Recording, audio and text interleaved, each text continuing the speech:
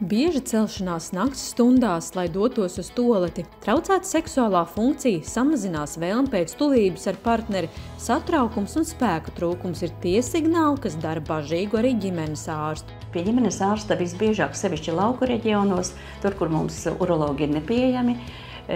Pirmā sūdzība ir urinācijas traucējumi, naktī jāiet 2-3 reizes. Otra vēl lieta, ka mums tajā konsultācijā ir jābūt ļoti, jāsaka, vienam pret otru uzticīgiem. Un tad tas nākošais jautājums ir tieši par šo seksuālo funkciju, vai disfunkciju.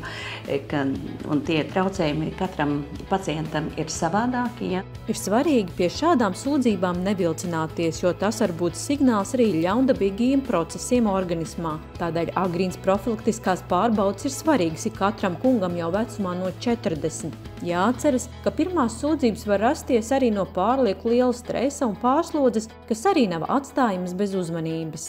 Stress sevišķi pēc Covid pandēmijas, un stress saistās arī vēl ar daudz nopietnākām lietām, kā ar depresiju.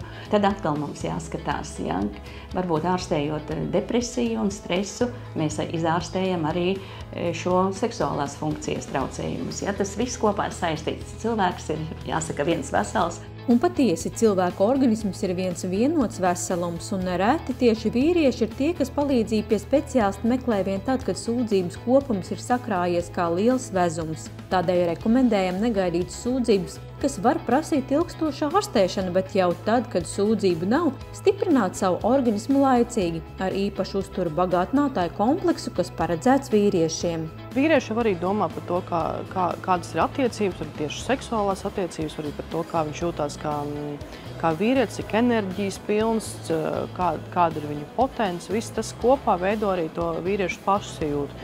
Un, protams, kad šajā laikmetā, kad ir tik daudz stresa apkārt, daudz dažādu notikumu, darba stresa, arī globālās lietas visapkārt, protams, kad arī aizņem vīriešu prātu.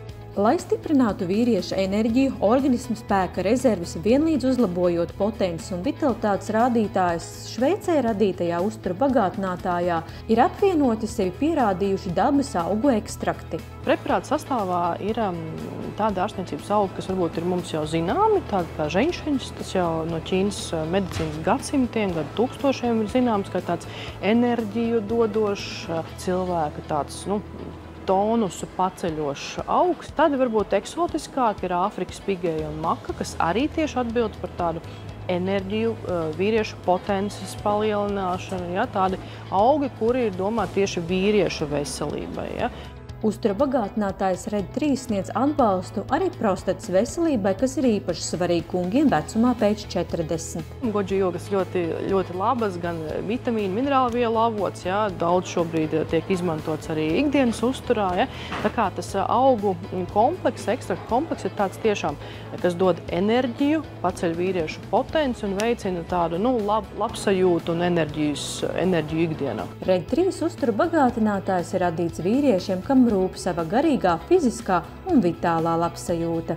RED3 kompleksa sastāvā tieši Āfrikas pigēja ir tas augs, kurš atbild par priekšdiedziru veselību, tādu normālu darbību.